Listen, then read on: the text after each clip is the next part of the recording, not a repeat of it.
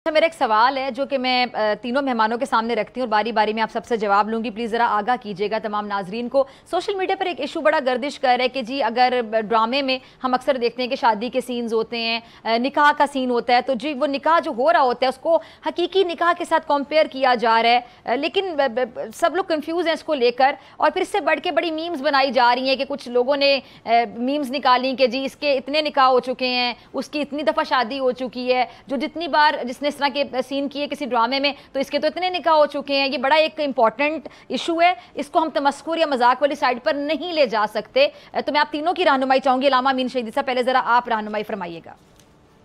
देखिए, जो बात समझने की है वो ये है कि निकाह में कस्द शर्त है, इरादा शर्त है। जब तक इरादा न हो उस वक्त तक निकाह के बोल बोले जाएं तो उससे निकाह नहीं होता, और आपके वली का होना जरूरी है। उसी तरह से जबकि ड्रामे में वो कस्द तो नहीं होता, वो ड्रामा होता है। लिहाजा इस तरह का कोई निकाह ड्रामे में होता है। इसी तरह से तलाक का मसला है। तलाक के मसले में कुरान करीम ने वाज़ेह तौर पर दो आदिल गवाहों की मौजूदगी में तलाक देने की इजाजत दी है। तो जब तक दो आदिल गवाह मौजूद न हो, तलाक का कस्द न हो और बाकी तमाम शराइत मौजूद न हो, उस वक्त तक न वो तलाक तलाक है, न ये निकाह निकाह है। ठीक है जी, आपका पॉइंट आ गया। ठीक है जी। हाफिज इब्तिसाम साहब, आपकी इस पे क्या राय है? ये जो कंपैरिजन किया जा रहा है कि जी जो निकाह होता है टीवी में या ड्रामे में, इसको हकीकी निकाह से जो कंपेयर किया जाए। मुफ्ती जुबैर साहब, पहले जरा आपकी तरफ में आ जाती हूँ। हाफिज साहब के माइक में कुछ इशू आ रहा है। जी मुफ्ती जुबैर साहब।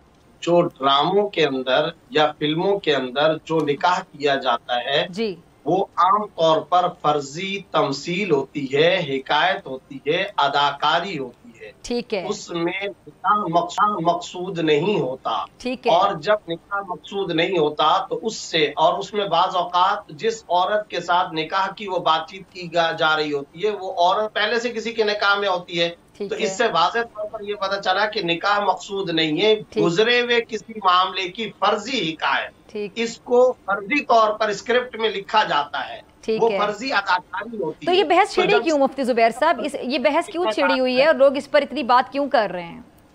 वो इस वजह से कि मैं अर्ज करना चाहता हूँ कि एक हदीस है जिसमें आप सल्लल्लाहु अलैहि वसल्लम ने इरशाद फरमाया, सलासुन जिद्दुहुन्ना जिद्दुन व हज़्लुहुन्ना जिद्दुन। तीन चीजें हैं जिसका मजाक भी हकीकत होता है और हकीकत तो होता ही हकीकत है। उसमें एक निकाह भी है, लेकिन उसमें एक नुक्ते की बात यह है कि चाहे वो मजाक हो, लेकिन मजाक के बावजूद निकाह का इरादा होता है, निकाह का कस्द होता है और वो फर्जी अमल इरादा जरूरी है ना, आप कह रहे हैं। ठीक है, और एक्टिंग में तो इरादा नहीं है, जारी बात है। एक्टर्स को भी पता है कि एक्टिंग हो रही है, ड्रामा बन रहा है, फिल्म बन रही है, तमसील है, हिकायत है। यहाँ फर्जी स्क्रिप्ट लिखा जा रहा होता है, सबको पता है अदाकारी हो रही है। ठीक है जी। दूसरी बात साहब ने कही थी, मैं उसकी वजाहत करना चाहता हूँ। अहले सुन्नत के नजदीक तलाक वाक़ होने के लिए, अगरचे वो आपने सवाल नहीं पूछा था अल्लामा साहब से, लेकिन मैं चलो वजाहत कर देता हूँ। अहले सुन्नत के नजदीक तलाक वाक़ होने के लिए गवाह शर्त नहीं है। कोई शख्स जंगल में भी खड़े होकर के तलाक दे दे या तने तनहा तलाक दे दे, तब भी शरअन तलाक वाक़ हो जाता है। हाफिज साहब, ये ड्रामा वाला निकाह, हकीकी निकाह, इस पर आपकी क्या राय है?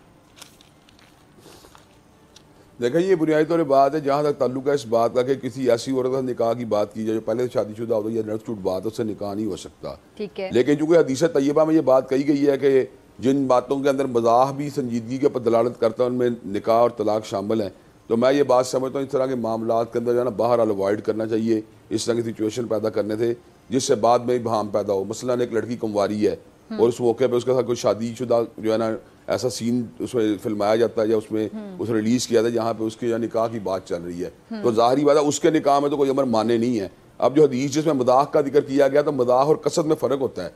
कसद होता है और मदाह होता है। हदीस के अंदर जो है निकाह को भी इन चीज़ों पर महमूल किया गया है, उन पर जो है ना उसकी अहमियत को उजागर किया गया, इनमें मदाह नहीं होना चाहिए।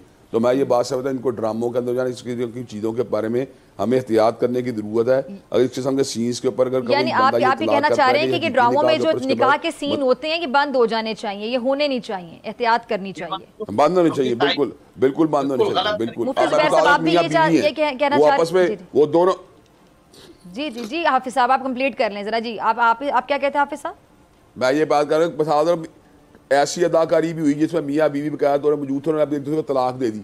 अब उसके अंदर जो है बकायदा 10-15 साल पुराना वाक़या है। तो आप तो वो क्या हकीकत में तलाक कंसिडर तो होगी? ड्रामे में मियां बीवी असल में थे और उन्होंने ड्रामे में एक्टिंग की, जाहिरी बात है। अब उन्होंने टेक्निकल तलाक तो उन्होंने अल्फाज बोले हैं, आप किसी मुफ्ती से जाके पूछ लें तलाक अगर मियां ने बीवी को दिया है तो उसके बारे में फिर आप क्या कहेंगे? तलाक तो ही है। और जो लोग ड्रामा देख रहे हैं वो गवाहान में शामिल हो जाएंगे। कोई भी जाहिर बात उसको देख रहे गवाह ना भी हो तलाक तो हो ही जानी है, लेकिन गवाहों की शर्त लगानी भी है जो मीर शहीदी साहब लगा रहे हैं। लाखों लोग देख रहे हैं, तो उनमें से आप दो बंदों को गवाह मानने के लिए आदत तैयार नहीं है। जी अलामा साहब आप कुछ ऐड करना चाहेंगे लास्ट कमेंट? जी अलामा साहब आपकी कमी है। अलामा साहब जी मैंने अर्ज किया, क्योंकि ये बहरहाल फिक़ही हवाले से एक इख्तिलाफी मौजू तो है। फिक़ह अहलुल बैत ने कुरान से जो इस्तिंबात किया है वो यही है कि निकाह में क़स्द और इरादा शर्त है, तलाक में भी क़स्द और इरादा शर्त है। निकाह में कुरान करीम ने कहीं पर गवाहों की शर्त नहीं रखी, लेकिन तलाक में दो गवाहों की और वो भी आदिल गवाहों की शर्त कुरान ने रखी है। इसलिए की पाबंदी होनी चाहिए। अलबत्ता ड्रामों में जो कुछ होता है, चूंकि उसमें न तलाक में क़स्द है और न ही निकाह में क़स्द है, इसलिए बगैर क़स्द के कोई इस तरह का अमल अंजाम पाए तो वो न निकाह है न तलाक है।